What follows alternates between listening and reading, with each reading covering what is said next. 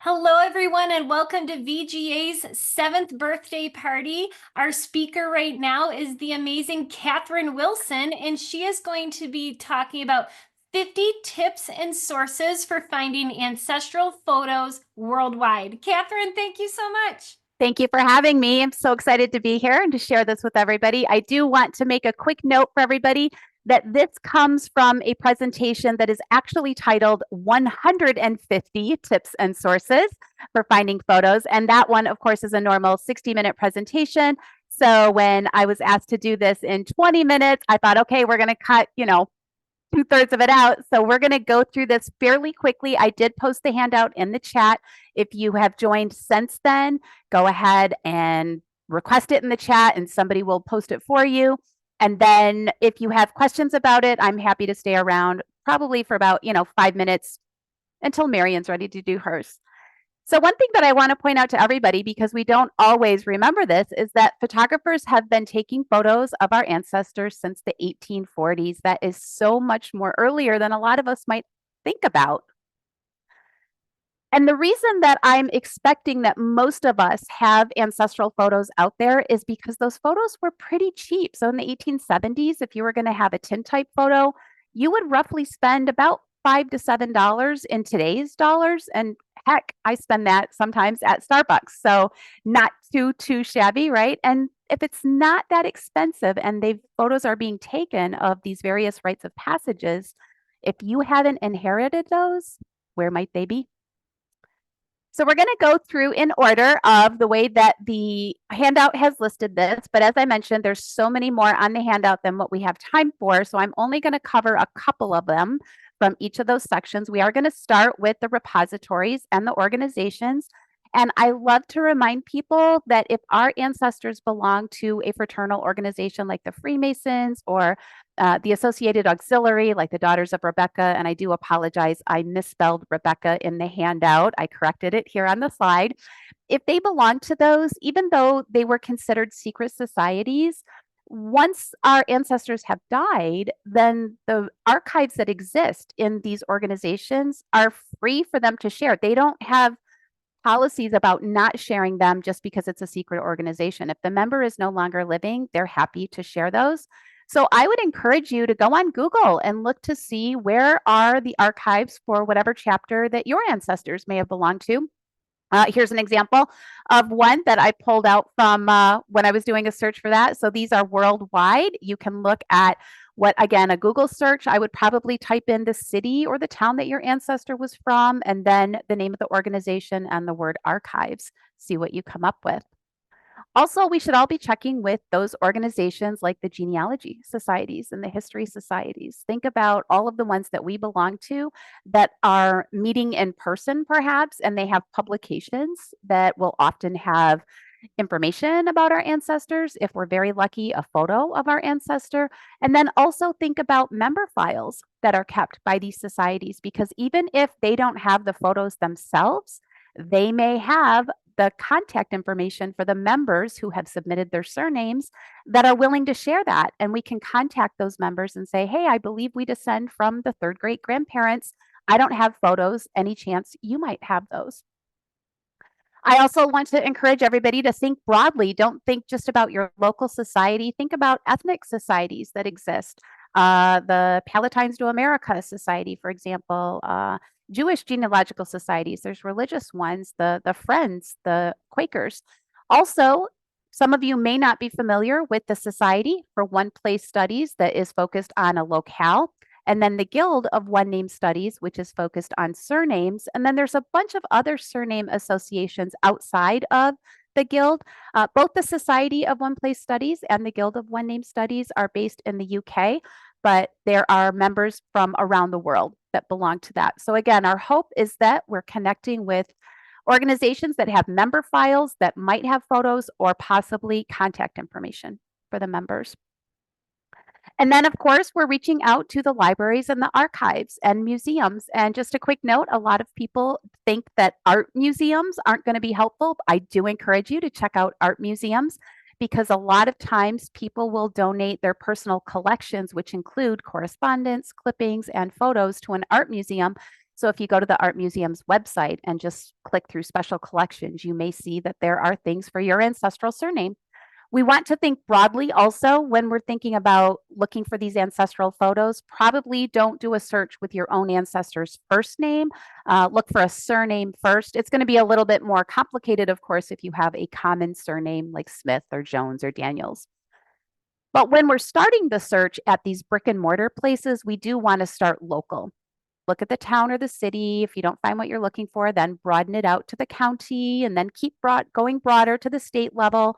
And then remember too that there are libraries and archives and museums that exist for educational institutions like universities and colleges, for religious organizations, and then there might be a private library or archive that has that information.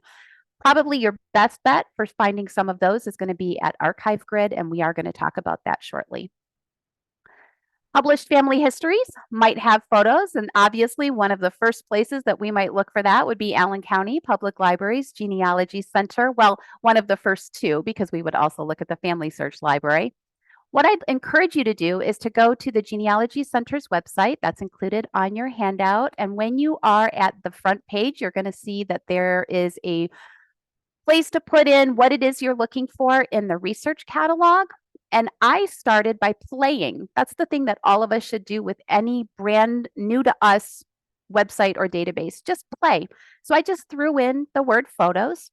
And when I did that, I'm now going to play with the filters. So we can find, as we go through today's presentations, we're going to find a bunch of information about filters for the who, the when, and the where. And we love the websites and the digitized databases that have those kinds of filters. Let's also look at the digitized books collection at Family Search. If you haven't played around there in a while, there are more than 500,000 books that they have digitized, many of which are published family histories, many of which also have photos. To get there, you're going to go to familysearch.org, click on the search button. From the drop-down menu, click on books. When you get to this page, you'll see that there is an advanced search, and I typically always look for an advanced search, but my experience with the Family Search Digital Library is it is much better to use search operators. Some of you might be familiar with using quotation marks, the uppercase word and, some of us have used the uppercase word or, a minus sign. If those are something that you're not familiar with, reach out to me after the presentation. I'll send you a handout that I have all about using search operators, which many of the sites we're talking about today actually use. So here I put in quotation marks, Zachow, so Family Search knows I'm only looking exactly for that spelling. I put in the town of Ludington in quotation marks and the state of Michigan in quotation marks, and I used a minus sign because initially I don't want the Zachows who left Ludington, went across Lake Michigan, and settled in Wisconsin. Right now, I'm just looking for the ones in Michigan. When you do that, you're going to get a list of results. And when you click on one of the results, it will look like this. So you're reading this actual digitized book from your computer.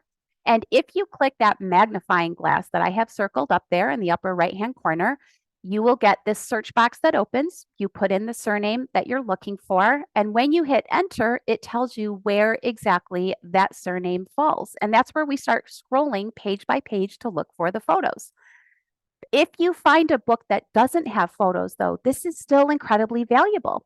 Look to see, can you contact the author? Maybe there's more than one author because they may have published this family history with the who, the when, and the where without including photos because maybe that just wasn't an option at the time, but they may still have photos, so we want to reach out for them. We'll talk in just a little bit about how we're going to do that. I'm guessing that Genealogy Gophers is going to be a website that is new for many of you. It's not as commonly used as some of the ones that we're using, but they have information on 80,000 genealogy books, and their website is so easy to use. I've given you the URL in your handout. You can see I put in the surname Zachow, and then they use predictive text when you start to put a location. I started to type Michigan, and from the drop-down menu, it's asking me which of these Michigans do I want. When I do that, I find that there is a book in Hillsdale County, not too far from where I was looking for the Zachows in Ludington. It has highlighted their names, and it also shows me the page, including some photos down there at the bottom. So Genealogy Gophers, rarely used, but fabulous to work with. We should also use the advanced book search feature at Google Books. And this is where we will really, for the most part, when I'm looking for photos, I'm really just putting in a who and a where. I'm leaving out times for now. I can come back and revise my search. But when I put in O'Hare and Colorado, I find out that there is a book called O'Hare Family History that actually talks about photos being included. As many of you know, Google Books has digitized books that they have available. This one, though, is not digitized, and that's because it's still under copyright. But that's okay. Now I know the book exists. I can try to find it. You can see over on the left-hand side, find in a library. And then I'm going to find information about the author and contact them and ask, do you have photos specifically for this person? We can also use newspapers when we're looking for photos. And again, I'm always looking for the advanced search feature on all these newspaper websites. If that's not available, then I'm just going to always enter the who, the when, and the where and hope that they have filters that will let me narrow down the results. I included a huge number of those on your handout, and you will see that there are dollar signs next to the ones that have a cost. But I don't think any of us have to initially pay for any of this. All we have to do is first check with your local library and archive, the county library and archive, the state county and archive, but also the family search centers. If you go to a family search center or an affiliate library, you can access this information for free. Oh, let me clarify. You cannot access this information from the affiliates. There's a lot that you can get from the affiliates, but that does not include the newspapers. So a family search center, you can access them. Here in Michigan, there's a number of them listed here that I get absolutely free through my state library. So check to see if that's an option for you. I've also included on your handout the Fabulous, Fabulous catalog by Kenneth Marks, where he has listed links for both paid and free places to get newspapers. And it is worldwide, as you can see here, as well as some specialty newspapers. One of them that he has is the Civilian Conservation Corps newsletter, which also includes photos. And remember, when you're searching newspapers, we're not just looking for names. We're doing a search for addresses, for occupations, businesses, schools, synagogues, churches, temples, because we don't know if our ancestor might be in a photo where perhaps his whole name isn't listed, or maybe it's abbreviated. But if we know the organization or the business or the school that they're talking about, we may know that that is our ancestor. Here's one of the best photos I've ever found in a newspaper website. And this one just breaks my heart. This beautiful young man killed in the war. I also have a section in your handout about online trees. And of course, we all know about Ancestry and MyHeritage. Some of you may be using the online tree at Find My Past. That is for those with United Kingdom ancestors and records. But again, even though these are paid websites, we can get Ancestry Library Edition absolutely free in a library. We can also go to family search centers and access these absolutely free. And then there's the free ones that we're all used to using, the Family Search, Family Tree, Genie, and WikiTree. I do want to share a very, very helpful search operator with you. And this is not in your handout. So if somebody has fast fingers, you can type in the word in the chat for everybody, SITE colon. When you are at Google and you type in your who, your when, and your where, and you add SITE colon, it will look like this. You can see that I have my who, my when, and my where, and I have ended it with SITE colon and then a URL. In this instance, I did WikiTree. This is something I use all the time. I find that putting site colon and then the URL for the Library of Congress is the absolute easiest way for me to find whatever I'm looking for at the Library of Congress. And when I do that, the very first result shows me WikiTree. Here is my grandfather, Walter Carl Lang, and it shows that there is a photo hanging out. Somebody needs to mute themselves. Tiara, I think it's you. You just came on. Thanks so much. So again, site colon, SITE colon is fabulous when you're doing Google searches to look at a specific website. So if we go on to the digital libraries and archives, as I mentioned, a ton of those are included in your handout. We're not going to have time to look at all of them, but I do have to show you Archive Grid. This is a catalog of archives around the world that have chosen to participate, telling us what kinds of information they have in their archives. You can see here, I just entered the word photos. it will open to a view that looks like this, the list view, and we do not want that. Go over here to the summary view, because as soon as you do that, you get to have your filters. You can see that on the right-hand side, the places, they're listed in order of how many records they have. But if you click that little down arrow where it says A to Z, it'll put all of those places in alphabetical order. Same for topics. It was at Archive Grid that I was able to find this document for my client. This is a document that was created by the police in Czechoslovakia prior to the Holocaust, when it was doing a registration of all the Jewish people. And this person unfortunately perished in the Holocaust, but my ancestor was thrilled that I was able to provide a photo for him. Library of Congress, also a great place to look for photos. They have a very easy to use search feature, and I'm going to show you through something that happened where I initially put in my client's surname to see if I could find photos. Nothing was coming up, but my client's ancestors lived in Dexter, Michigan, which is where I live. So I put Dexter in quotation marks, Michigan in quotation marks, and when I hit enter, I got a result of all these different photos. And I was shocked when I saw that one of the photos was for the exact surname that my client had, except my client didn't have a C in the surname. My client's last name was Fisher, Fisher.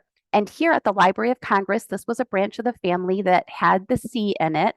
My client's family dropped the C. So the reason I share this with all of you is to remind you, be creative when you're looking for surname spellings for our ancestors. We don't know how it might have been recorded. I'm sure a lot of you have heard of these online photo sharing sites like Ancient Faces and Dead Fred, but did you know that they have really overhauled them in the last couple of years? And there are surname directories that make it so much easier to look for whichever ancestor we're searching for. Another fabulous photo I found for one of my clients. This, I think, was his first cousin once removed or second cousin once removed. Fabulous, fabulous photo. Another excellent, excellent find that I had for a client who was looking for her ancestor, Albert Haberstick. We knew that he had been in the Knights Templar, and as I'm doing a Google search, I find a link to eBay. And when I go to eBay, here is this beautiful postcard photo that was scanned at a really high resolution. And so I sent the link to my client. She said she just right-clicked and saved it rather than spent the $100 because they digitized it at a high resolution. And it's labeled on the back. It says Sir Knight Walker of Monica, Beaver County, Pennsylvania, and myself. And it was signed Albert Haberstick. So check out eBay. Another place that we might not be spending much time looking are the passport applications, and these started adding photos to them around 1915 around the world. So I've included in your handout some links for example, if you're looking for the United Kingdom, British passports, you can have the indices absolutely free, but then you have to order the passport application. The Library and Archives of Canada, they have those passport applications digitized free, but they don't have all of them digitized. There's a limited number. And Family Search has a phenomenal collection of the digitized applications for all of the countries listed here and on your handout, including the United States. Here was another client case that I did that my client was so happy because this picture had not only her ancestor Herman Brassert, but the same application included a photo of his wife Ethel and their son William. Prisoner photos are often overlooked as a possible source for us when we're looking for those ancestral photos. And I would like you to expand your idea of the word prisoners. When we think, of course, of those who are in a county jail or a state jail, that those, of course, are the penitentiary inmates. But think about the prisoners of the Holocaust, prisoners of war camps during wartime, World War I, World War II. Think about the Japanese who had been rounded up and put in these relocation camps, right? So not just prisoners in terms of those who have done something wrong. I would first encourage you to look for these usually at a state archive. That's typically where they're going to be held. But also you go to Google, type in the word prison or the name of the camp if you know it, and the word photographs. As I mentioned, state prisons, they're typically going to have the photos at the library and the archives. And here was another fabulous, fabulous find for one of my clients where the World War II prisoner of war camp in Japan had this photo. This is held by the National Museum of the US Navy, and they're labeled. So we have 3 British soldiers labeled on the left, 2 of whom are labeled with their name, and then 1 Army guy on the right who is labeled with his name, or Navy guy, sorry. Let's end by talking about, if we've gone through all of this and we have figured out who those distant relatives are, how do we contact them to get the photos that they might have? I find a lot of success at the Ancestry message boards, even though most of us aren't using those anymore because Facebook has so much genealogy. You do not have to be a paid subscriber to use the Ancestry message boards. Generally, those boards are going to be sorted by surname and location. There are some others, but in general, surname and location. So what I do is I instantly go to the advanced search feature at the message board and I include the word photo because almost everybody will put in the text of their message that there is a photo attached along with the ancestor's name. Here's where I did exactly that. Photo, Minnie Lee Brooks. I included Brooks in the surname.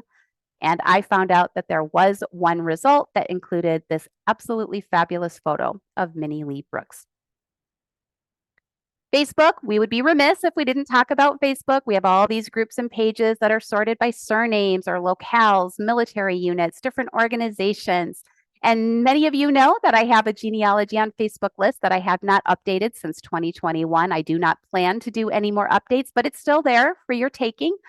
I've given you a link in the handout, but if you just want to go to my website, Social Media Genealogy, click the Resources tab, and from the drop-down menu, the Genealogy on Facebook list. This is 436 pages long, so you do not want to print it. It'll always be there for you. Here's what it looks like. In Chester County, Pennsylvania, we have all of these links. It's sorted by counties within the states and other countries around the world. And here again was another photo that I found for a client that was labeled when I clicked on it, and they were so excited. We're going to end by talking about some People Finder websites and then quickly just spend 1 second on DNA. But the People Finder websites that I've listed in your handout is the one for Family Tree Now. It's the one I use the most. It makes it sound like this is a family tree site. It absolutely is not in the least. So don't start your family tree. Don't click those links. We're just going to search for information. And the way this is going to work best is if you put your ancestral surname without a first name and the town and the state that they live in. I'm going to use myself as an example for this because I would like to show you how incredibly intrusive this website is and what a violation of privacy it is. But for genealogy, I love it. I find so much for my clients. But again, I'm going to use myself for the example. So when I put in my name for Katherine Willson and I said living people, here's the filter because I don't want census, death, and public trees. I'm going to get all that at Ancestry and Family Search. It shows me here. It will give you information about my age and where I'm living. And when you click on it, it will tell you that I have an associated name. For women, we would probably assume that that is a maiden name. And in this instance, we would be correct. If you continue to scroll down, it will give you addresses that this person lives at. You continue to scroll down, and here are all the people that they know are related to me. And everybody here is related to me. This is weird. I have siblings, parents, my husband's parents, siblings of his, half step sibling is actually in there. And if you continue to scroll down, there are email addresses. So that was a lot of information about me that I did not know was publicly available at Family Tree Now, but we use it to find people that we are distantly related to see if they have photos. If you have taken a DNA test or if you are considering taking a DNA test, it is also one of the best ways to find those living distant relatives that may have photos. I've listed them here in the order of how large their database, which is what we're all looking for. The largest database is going to give us the most results. And that is a really quick run through of what is typically called 150 tips and sources for finding photos, but we went through it so quickly. Remember, this was recorded, so even though I am talking fast, it is going to be there for you to come back to at another time. I am going to stop sharing my screen and I will be happy to take any questions that anybody has either put in the